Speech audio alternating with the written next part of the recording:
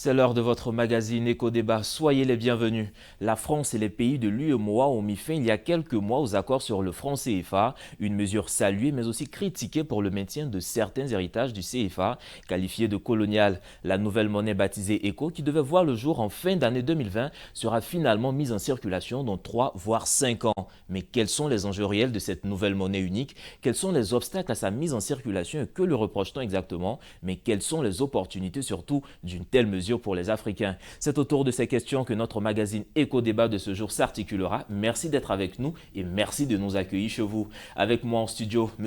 Olivier Djebidje, il est gestionnaire de projet, mais aussi maire de la commune de Zieunula, dans le centre de la Côte d'Ivoire. Merci d'être avec nous.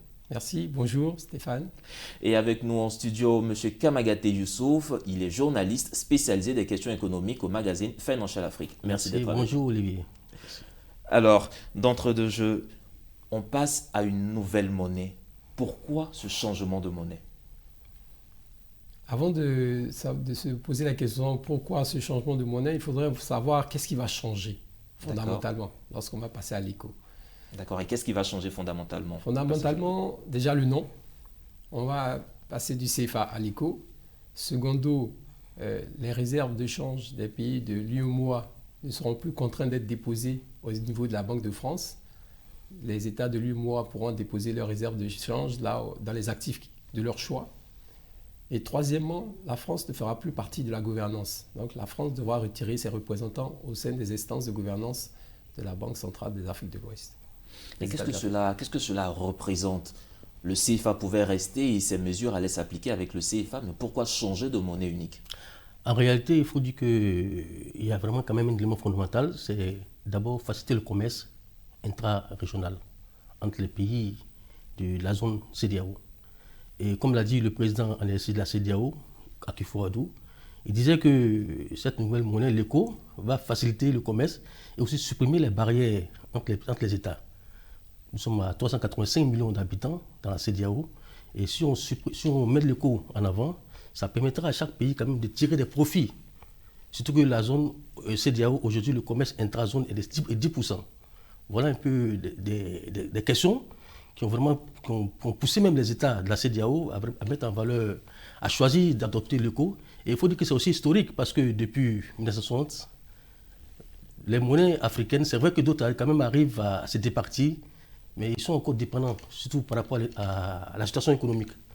Donc aujourd'hui, il y a des pays qui ont quand même une balance excédentaire au niveau de la balance des paiements. Ils ont une balance quand même Et cette monnaie va permettre à ces pays-là de montrer vraiment ce qu'ils ont comme savoir-faire et aussi au niveau du commerce. Ça va quand même permettre de plus les valoriser. Alors, mais l'éco, on entend parler de l'éco, c'est aussi avec un autre projet, cette fameuse zone de libre-échange continentale. Est-ce que l'éco, en tant que tel, va véritablement, vous venez d'évoquer la question, est-ce que ça va véritablement impacter sur le commerce? Est-ce que c'est la monnaie qui impacte sur le commerce? Oui, effectivement, parce que lorsque vous avez une balance commerciale qui est excédentaire, ça veut dire que le commerce, ça va. Ça veut dire que les échanges commerciaux sont vraiment à un niveau satisfaisant. Donc ça va beaucoup jouer sur le plan du commerce. Mais il faut dire aussi qu'au niveau de l'enjeu politique, le fait d'être dépendant économiquement, ça n'enrichit même pas les pays de la CEDEAO. Et voilà un peu cette histoire qui a poussé, parce que depuis 1960, les pays africains n'ont pas encore eu l'indépendance économique. Ça, il faut le dire. Et l'ECO commence à montrer un peu cette voie-là. Il trace les sillons de l'indépendance des pays africains. C'est vrai qu'aujourd'hui, c'est difficile de parler d'indépendance, mais on est en bonne voie. Et j'espère que d'ici des années à venir, ça va se faire. Vous partagez ce point de vue? Non, pas du tout, pas du tout. Je vois tout de suite l'amalgame qu'on fait souvent autour de l'éco et du CFA. On attribue souvent le CFA à une dépendance économique et à un manque de souveraineté, parce que c'est un terme qui revient souvent. On parle de souveraineté monétaire. Et moi, je le dis souvent, à quoi ça sert d'avoir une pseudo-souveraineté monétaire lorsque pour des pays comme le Nigeria ou l'Algérie, qui ont une forte balance commerciale excédentrice, qui utilisent les monnaies étrangères pour leurs transactions domestiques, parce que leur monnaie elle-même n'a pas beaucoup de crédit. Donc, regardez par exemple les pays de l'Union européenne, comme la France, l'Allemagne, la Belgique, l'Espagne, j'en passe. Je pense que ces pays ont plus de 100 ans d'existence, plusieurs centaines d'années d'existence. Et je pense que les Allemands, les Espagnols, les Français sont patriotiques.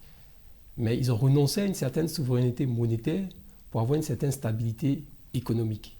Et aujourd'hui, quand on voit l'instabilité dans nos pays, notamment les pays d'Afrique de l'Ouest, je pense que ce serait hasardeux de s'aventurer dans une monnaie qui n'a pas de protection, qui n'a pas de barrière. Donc déjà, comme je le disais tantôt, rien ne change fondamentalement entre l'ECO et le CFA. Déjà, le CFA existait au niveau des États, de l'Union monétaire des États d'Afrique de l'Ouest. Et quand on parle d'ECO, jusqu'à présent, on parlait d'abord de 15 pays, tous les pays de la CEDEAO. Mais au final, il s'avère qu'il y a 8 pays qui sont prêts à rejoindre l'ECO, parce que le Ghana et le Nigeria font résistance. Et est-ce que même il serait opportun d'avoir une monnaie unique avec le Ghana et le Nigeria? Ça aussi, c'est la question qui se pose. Parce qu'il y a une certaine, harmonie, une certaine convergence entre les pays de l'euro. Il y a une certaine convergence entre les pays de l'UEMOA. Déjà, il y a la convergence, ce sont des pays tous francophones. Et ils ont une autre culture. Les pays francophones n'ont pas la même culture que le Ghana et que le Nigeria. Et quand on regarde déjà au niveau du Ghana et du Nigeria, on voit que ce sont des pays où il y a un fort taux d'inflation. Au Ghana, ils ont environ 15% d'inflation annuelle, comme au Nigeria. Disons que cette année, peut-être l'inflation a baissé un peu au Ghana, ils sont descendus, je crois, à 9,4% en taux d'inflation. Mais vous imaginez, par exemple, au Ghana, en 2015, si ma mémoire est bonne, ils avaient un taux d'inflation de 18%. Ça veut dire que tous les 5 ans, les prix doublent. Je vais vous donner une ordre d'idée. Par exemple, en 2000, vous louez votre maison à 400 000 francs CFA. En 2005, c'est 800 000. En 2010, c'est 1 600 000. Et en 2015, c'est 3 200 000. Vous imaginez ce type d'inflation dans nos États comme la Côte d'Ivoire? Je crois qu'il y aurait une révolution si on avait ce genre d'inflation dans nos États ici, un État comme la Côte d'Ivoire. Donc il faut toujours relativiser. Pour moi, fondamentalement, ça ne change pas grand-chose. C'est pour ça que j'ai dit qu'il faut voir qu'est-ce qui change entre les CFA et l'ECO. Ce qui est le plus important, c'est qu'on reste à une parité fixe. Je pense que vu l'instabilité de nos zones, il est plus prudent d'avoir cette stabilité monétaire afin de pouvoir garantir les investissements aussi bien directs étrangers que même nos transactions domestiques. Et je redonne l'exemple. Vous voyez, on a connu des pays comme le Congo, Kinshasa, où leur monnaie ne valait plus rien, où la Banque centrale du Congo a décidé de faire marcher la planche à billets pour réduire son endettement vis-à-vis peut-être de ses salariés. Et ça fait que, résultat des courses, pour acheter une baguette de pain, il fallait plusieurs millions de zaïres. Donc imaginez-vous, la monnaie, c'est avant tout, c'est le crédit, c'est la confiance. Il faut qu'on puisse avoir confiance en notre monnaie. Le fait d'avoir une garantie, comme cette parité fixe avec l'euro, ça nous donne beaucoup de crédit au niveau de notre monnaie et ça nous donne une certaine stabilité monétaire. Et c'est pour ça que je disais, il y a beaucoup de fantasmes entre le fait de confondre souveraineté et monnaie et indépendance. Mais justement, est-ce que ce n'est pas là l'un des obstacles majeurs quand on entend les dirigeants nigérians, les dirigeants ghanéens parler de cette parité avec l'euro, eux qui voudraient avoir une certaine flexibilité monétaire avec d'autres monnaies telles que le dollar, le yuan et autres pour faciliter les commerces internationaux? Oui, ils ont quand même leur manière de défendre cette question parce qu'en réalité, on se met ensemble pour avoir une monnaie forte, mais pas pour avoir une monnaie qui est arrimée à une quelconque devise, et cela comme l'euro qui est aujourd'hui négocié à 655 francs CFA. Il faut créer les conditions pour qu'on puisse avoir une monnaie qui puisse quand même être compétitive sur le plan international. Et c'est ça l'objectif. Et si vous comprenez bien, le Nigeria aujourd'hui ne joue pas la carte de la prestation. Bien vrai qu'ils ont presque 2/3 du PIB de la CEDEAO, mais quand même, ils essaient quand même de temporiser. Cela ne veut pas dire qu'ils sont contre les pays de l'UEMOA, mais quand même, il y a certains points sur lesquels ils ne s'entendent pas. Au niveau de l'UEMOA, par rapport aux critères de convergence, il y a quand même une avancée par rapport à la ZMAO, qui est la zone monétaire ouest-africaine qui concerne les pays anglophones et la Guinée. Mais ils ont souhaité aussi avoir un sommet extraordinaire pour creuser la question. Et je pense que d'ici des mois à venir, ils pourront se rencontrer pour voir comment est-ce qu'ils pourront débattre. Parce que jusqu'à présent, comme l'a dit le président Ouattara Alassane, on ne peut pas dans l'immédiat fixer un taux de cette monnaie. Donc pour le moment, ça sera le taux de parité. et ça sera avec les 8 pays de l'UEMOA. Parce que même avec les autres pays francs, comme l'Afrique centrale, il y a un problème d'interchangeabilité de la monnaie. Ça n'a pas les mêmes valeurs. Parce que même au niveau de la création des émissions, la BCAO a été créée en 1962 et la BAC en 1972. Voilà. Je ne dis pas que c'est forcément la date qui crée le problème, mais au niveau même de la valeur de la monnaie, il y a un souci. Donc, les pays de l'UEMOA vont quand même d'abord dévancer ces pays-là et ensuite voir comment est-ce qu'ils vont rejoindre les autres pays de la ZMAO pour pouvoir opéraliser cette monnaie. Et justement, on parle tantôt de convergence, de critères de convergence. Quelles sont les conditions que ces États-là doivent remplir avant d'adopter la nouvelle monnaie? Bon, deux principaux. L'inflation. Il faut avoir un taux d'inflation qui avoisine à peu près les 2%, ce qui est important pour la stabilité au niveau des échanges. Et l'endettement. Il ne faut pas avoir un endettement supérieur à 70%. Donc, c'est les deux critères plus ou moins de convergence au niveau de la monnaie unique.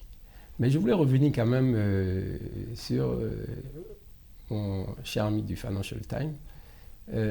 J'aimerais savoir ce qu'il appelle compétitivité de monnaie.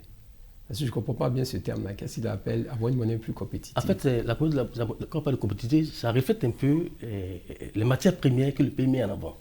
Parce que comme je disais tantôt, la balance commerciale, lorsque la balance commerciale est excédentaire, la devise, la monnaie du pays a quand même plus de valeur.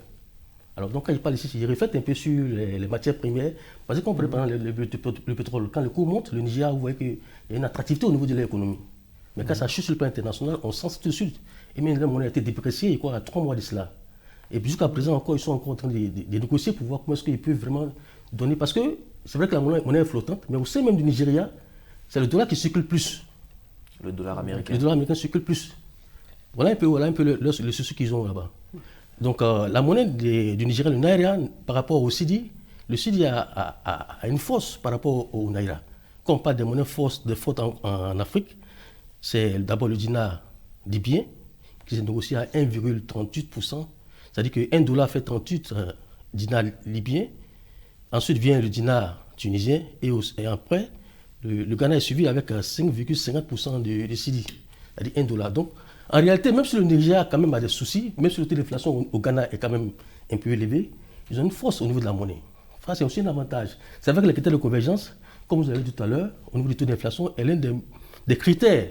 Parce que les politiques macro-budgétaires sont des éléments fiables pour garantir la durabilité et vraiment la viabilité de la monnaie. Alors donc les pays africains doivent vraiment revoir les réformes pour donner cette garantie-là. Si ce n'est pas fait, ça va créer un peu de soucis. Mais le Ghana a quand même certains avantages par rapport à d'autres pays de la ZMAO. Donc c'est ce que je voulais dire ce point. D'accord. Moi, je pouvais éclairer un peu nos téléspectateurs. Il y a deux choses. Il y a une chose, c'est par rapport à l'appréciation de la monnaie. Une monnaie peut être appréciée ou dépréciée selon, effectivement, sa balance commerciale, mais selon aussi l'émission de monnaie. On peut avoir une balance commerciale excédentrice, mais aussi émettre beaucoup de monnaie sur le marché. Ce qui fait que ça va annihiler l'impact de la demande de la monnaie. Puisqu'il y aura beaucoup de monnaie disponible sur le marché, selon la loi de l'offre et la demande, ça ne va pas nécessairement se traduire par une appréciation de la monnaie, puisqu'il y aura beaucoup de billets disponibles. Donc, c'est déjà un point. Maintenant, en termes de compétitivité d'économie, il faut voir quels sont les avantages d'avoir une monnaie forte et les inconvénients d'avoir une monnaie forte. Et les avantages d'avoir une monnaie faible et les inconvénients d'avoir une monnaie faible. Disons que, par exemple, nous, l'ECO ou les CFA, anciennement, si de CFA on passe à l'ECO, on pourra dire qu'on a rimé sur une monnaie forte, qui est l'euro. Le fait d'avoir un avantage d'être arrimé sur une monnaie forte, ça nous permet déjà de maîtriser les taux d'intérêt et de réduire l'inflation. La preuve en est, jusqu'à présent, on a un taux d'inflation dans la zone UEMOA qui est très faible, qui nous apporte une certaine stabilité. Ça nous apporte aussi un avantage de pouvoir payer les biens d'importation, avoir un fort pouvoir d'achat au niveau des produits d'exportation. Donc nous qui sommes tributaires des produits finis qui venant de l'extérieur, c'est un gros avantage pour nous. Cependant, on perd en compétitivité par rapport à notre production locale. Comment? C'est-à-dire que si vous avez une monnaie forte, ça veut dire que vous avez un coût du travail qui est élevé. Parce que les salaires sont dans une devise qui est relativement forte. Si vous devez produire localement et le mettre sur les marchés internationaux, face aux monnaies faibles, aux pays à monnaie faible comme la Chine, ils ont un coût de production relativement plus bas. Parce que leur monnaie nominale est inférieure à la nôtre. Donc, C'est ce qui avantage en fait les pays qui transforment, qui produisent énormément. Donc pour un pays comme la Chine, c'est très intéressant pour eux d'avoir une monnaie faible. Parce qu'ils transforment et ils vendent des produits à bas coût. Mais nous, les pays d'Afrique de l'Ouest, pour le moment, on transforme très peu. Et on importe énormément de produits finis.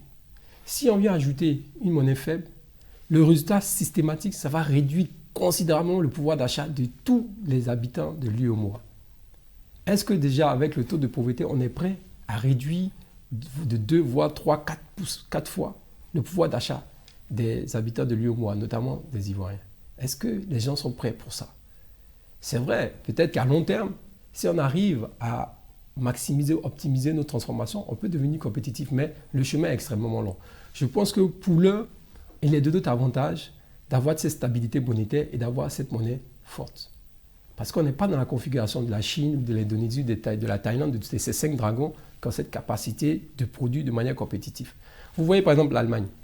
L'Allemagne, tous leurs produits ont une faible élasticité prix, c'est-à-dire ils produisent des biens à forte valeur ajoutée. Et ce n'est pas le prix qui détermine, qui déclenche l'achat, la volonté d'achat. Quand vous achetez de Mercedes, ce n'est pas parce qu'elle est moins chère, c'est parce qu'elle est de qualité. Donc le fait d'avoir une monnaie forte, par exemple, pour l'Allemagne, comme ils n'ont aucune matière première, ça leur permet d'importer les matières premières, ça leur permet de réduire l'inflation, les variations de prix, et ils peuvent produire des biens à forte valeur ajoutée qui n'ont pas de difficulté à vendre. Et c'est pour ça qu'ils ont toujours une politique de monnaie forte. A contrario, la France a été toujours dans une situation médiane. Ils ne font pas des produits de haute qualité comme l'Allemagne, mais en même temps, ils ne font pas des produits bon marché comme les 5 dragons, comme l'Espagne ou l'Italie. Donc, ils se retrouvent dans une situation médiane qui a fait qu'ils ont toujours eu un problème avec la monnaie. Aujourd'hui, ils sont dans l'éco, je pense qu'ils s'en sortent un peu mieux. Et nous, pour l'heure, je pense qu'on doit accentuer d'abord notre stabilité économique, on doit amorcer d'abord la transformation de nos biens et services, et ensuite, peut-être, on peut envisager une flexibilité au niveau de la monnaie et pouvoir toucher le levier monétaire. Mais là encore, je reste très, très, très prudent. Parce qu'on a toujours des problèmes de gouvernance, on a toujours des problèmes d'instabilité politique. Et si on vient ajouter l'instabilité monétaire, bonjour les dégâts. Et je viens encore ajouter un dernier argument, excusez-moi d'être long. Souvent, il y a beaucoup de gens qui disent oui, mais regardez les performances des pays anglophones, ils sont au-dessus de tous, ainsi de suite. On cite souvent le Ghana et le Nigeria. Mais sachez qu'aujourd'hui, la Côte d'Ivoire de loin a la meilleure performance économique. On a le pays qui a le plus gros PNB, qui a le PIB par habitant le plus élevé en 2020. On a 2280 $ contre 2220 $ ou 200 $ pour le Ghana. Et 2200 et quelques dollars aussi pour le Nigeria. Donc on a supplanté le Nigeria, on a supplanté le Ghana et on est devant le Kenya. Pourtant, on n'a pas des matières premières comme le Nigeria ou comme le Ghana. Le Ghana est le premier exportateur d'or dans le monde. Ils produisent plus de 400 000 tonnes d'or, lorsque la Côte d'Ivoire en produit à peine 50 000. Donc vous voyez un peu, en plus ils ont le pétrole, en plus ils ont toutes ces matières premières. Mais leurs performances ne sont pas les mêmes que les nôtres. Donc on a une certaine attractivité que ces autres pays n'ont pas. On a une stabilité que ces autres pays n'ont pas. Et je pense que c'est une tendance mondiale. Si des pays comme la France, l'Allemagne, l'Italie ont renoncé à une certaine partie de leur souveraineté pour mettre en avant la stabilité, je pense que nous, on serait aussi bien inspirés d'en faire plus ou moins autant. Vous voulez ajouter quelque chose? Oui, je voulais aussi dire qu'au niveau effectivement, au niveau de la performance de la Côte d'Ivoire, c'est vrai qu'il y a eu quand même des avancées. Et récemment aussi, le FMI a quand même reconnu les progrès, surtout au niveau du déficit budgétaire qui est passé en dessous de 3%. Et le taux d'inflation qui est à 0,8% en 2019. Donc il y a quand même des avancées. C'est vrai qu'au niveau de l'UEMOA, il y a quand même on sent quand même une certaine stabilité sur certains éléments, dans certains secteurs. Mais aussi, il faut dire que ce soit la parité fixe ou la flexibilité, il y a des avantages aussi bien que des inconvénients. Justement. Voilà. Et j'aimerais vous reprendre sur ce mot et poser une question qui me revient en tête. Est-ce que, au-delà de cette volonté de changement de monnaie, on parle économie, mais est-ce que derrière, il n'y a pas une réelle volonté politique de changement, de rupture avec les anciens systèmes? Et aucun pays ne veut être dépendant économiquement. Parce que pour garantir la stabilité politique, il faut aussi garantir la stabilité économique. Les deux vont de pair. Quand une monnaie est faible, il y a la dépréciation répétée suivie d'instabilité sociale, politique, avec son lot d'insurrection. Donc, on ne peut pas les dissocier en fait en réalité. Mais lorsque, ils ont bien compris, parce que lorsque la stabilité économique y est, la politique ne fait que suivre.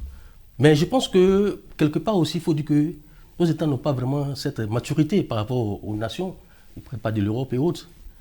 Mais tout se fait progressivement. Tout se fait progressivement. Même quand on parle aujourd'hui des gens, au niveau de la parité des hommes et femmes, la Côte d'Ivoire, quand même, c'est vrai qu'il y a beaucoup de plaidoyeries dessus, mais même la France aujourd'hui n'est pas à parité fixe avec les hommes et les femmes. C'est une progression. Donc, on ne peut pas quand même tout en vouloir aux pays africains, à mon avis. On ne peut pas envelopper les Africains. On en a parlé en 1960, c'était l'indépendance politique, comme on le dit. Et là, est-ce qu'on vit ou bien on va entrer maintenant dans l'indépendance économique? Vous voyez, il y a beaucoup de confusion et il y a beaucoup d'émotions qui sont mises autour de la monnaie. Et on parle souvent de souveraineté. C'est vrai, le CFA a été créé en 1946. À l'époque, ça s'appelait le franc je crois, des colonies africaines. Après, en 1960, on a transformé sa dénomination. C'était la communauté financière des États d'Afrique. Maintenant, je pense que c'est le nom. Parce que ça nous rappelle un peu la France-Afrique. Donc, on parle de CFA, on pense à l'ancienne colonie. Et les gens sont, j'allais dire, sont reluctants. Ils ont une certaine réticence à rester encore dans ce système. Mais je pense qu'il ne faut pas faire d'amalgame. Il ne faut pas faire d'amalgame. C'est vrai, peut-être ça aura un impact psychologique important de changer le nom, de passer à l'éco. Ce n'est pas une mauvaise chose. C'est pour ça que je dis qu'il faut savoir qu'est-ce qui change. Le nom, ça c'est fondamental. Mais il ne faut pas repousser d'un revers de la main ce qui est positif sur nous sous prétexte que ça a été hérité de notre ancienne colonie. Par ailleurs, quand on parle de souveraineté, là encore je viens de voir, chaque pays veut être indépendant, ne veut pas être dépendant des autres pays. Mais à ce que je sache, moi je connais aucun pays au monde qui soit totalement dépendant des autres pays. Peut-être deux à la rigueur, qui peuvent faire ce qu'ils veulent. Les États-Unis, parce que c'est la première puissance mondiale, et la Corée du Nord, parce que bon, on a un certain monsieur à la tête de l'État qui a un certain état d'esprit. À part ces deux pays, je ne vois pas quel autre pays est souverain sur cette terre. On est tous interindépendants, on est dans un monde intégré. Donc il ne faut pas avoir de complexe de problèmes à ce niveau. Et chaque État défend ses intérêts. On parle encore de la communauté des États d'Afrique de l'Ouest. Regardez le comportement du Nigeria il y a quelques années, quand ils ont fermé leurs frontières. Ça a créé une hyperinflation au niveau du Bénin. Parce qu'aujourd'hui, ils exportaient beaucoup de produits céréaliers, des aliments au niveau du Nigeria. Et du fait de ne plus avoir eu accès à ce marché, ils se sont retrouvés avec un surplus de biens où ils étaient obligés de baisser les prix. Donc on a eu, non pas inflationnisme, mais on a eu une déflation. On a une déflation au niveau du Bénin. Donc voyez-vous, si on ouvre, on a une communauté monétaire avec le Nigeria et qu'il se passe un problème au Togo par exemple, est-ce que la Côte d'Ivoire serait prête, parce que le Togo aura peut-être triché sur ses critères de convergence, la Côte d'Ivoire serait prête à libérer 100 milliards ou 500 milliards de francs CFA pour venir en aide ou pour maintenir la stabilité de la monnaie, de l'éco? Ça aussi, il faut se poser la question. Il y a eu un problème en Grèce. L'Allemagne a déboursé des milliards et des milliards d'euros pour maintenir la stabilité de l'euro. La France a dépensé des milliards et des milliards d'euros pour maintenir la stabilité de l'euro. Est-ce que nous, on serait prêts à en faire autant si jamais il y a des problèmes avec les critères de convergence? Donc, ça, c'est une question qui est posée. Voilà. Mais moi, j'aimerais revenir, on tire vers la fin de ce débat malheureusement. Une question, je vais faire une question 2. On va le dire, on sait que le franc CFA, jusqu'à présent, est confectionné au niveau de la France et non sur le continent africain. Est-ce que la nouvelle monnaie ECO sera confectionnée ici en Afrique? Sinon, pourquoi est-ce qu'on ne peut pas le faire ici en Afrique? Bon, je pense que là, ça va dépendre aussi des différents dirigeants de la CEDEAO. On peut le faire en Afrique, pourquoi pas? On peut le faire en Afrique, il n'y a pas de questions à se poser à ce sujet, surtout que c'est une monnaie des pays de la zone. Donc, il n'y a pas d'inconvénience là. C'est vrai aucune inquiétude sécuritaire? Bon, c'est vrai qu'il y a souvent certains aspects qu'on soulève par rapport à la création, même à l'implantation de la fabrication de cette monnaie en Afrique. Mais je pense que si on veut vraiment s'attarder sur tous ces aspects, on ne pourra pas aussi avancer. D'accord. On peut aussi avancer. Ça, moi, je suis dans la réelle politique. Hein. Vous savez, vous avez évoqué vous-même le problème, c'est un problème sécuritaire. Il y a très peu d'États dans le monde qui fabriquent leur monnaie sur leur propre territoire. Je ne dois pas en avoir plus de 50, même pas 20. Donc, il ne faut pas faire une fixation. Oui, le CFA est fabriqué en France, en Italie, en Espagne, aux États-Unis, peu importe. C'est question de sécurité. Est-ce que ça nous revient cher? Est-ce que c'est compétitif? Est-ce qu'on peut le fabriquer moins cher ailleurs? Est-ce qu'on peut le fabriquer en toute sécurité et moins cher chez nous-mêmes? C'est de ça qu'il s'agit. C'est question d'intérêt économique. Donc, ce n'est pas une histoire de France, d'Italie, d'Espagne, de Ghana ou quoi que ce soit. Donc, c'est moi, voilà. Donc, je pense qu'il faut qu'on soit pragmatique, il faut qu'on regarde vraiment les vrais intérêts, les vrais enjeux. Ce n'est pas sous prétexte parce que, bon, aujourd'hui, on a un sentiment anti-impérialiste ou anti-quoi. On va avoir des réactions émotionnelles qui ne seront pas bons pour notre propre économie. Passer le cap des émotions et se mettre vraiment sur les enjeux réels du terrain. Vous l'avez constaté, une demi-heure, c'est peu, très peu même pour faire le tour de la question de la monnaie unique. Nous avons vers le débat sur Éco-Débat et les réflexions se poursuivent. Merci messieurs pour vos contributions. Je rappelle que nous étions avec monsieur Olivier Djebidje, gestionnaire de projet, mais aussi maire de la commune de Zienoula, dans le centre de la Côte d'Ivoire. Et avec lui ici en studio, monsieur Kamagate Youssouf, journaliste spécialiste des questions économiques à Financial Magazine. Merci à vous de nous avoir suivis, vous qui nous suivez partout dans le monde. Agréable suite au programme sur nos antennes.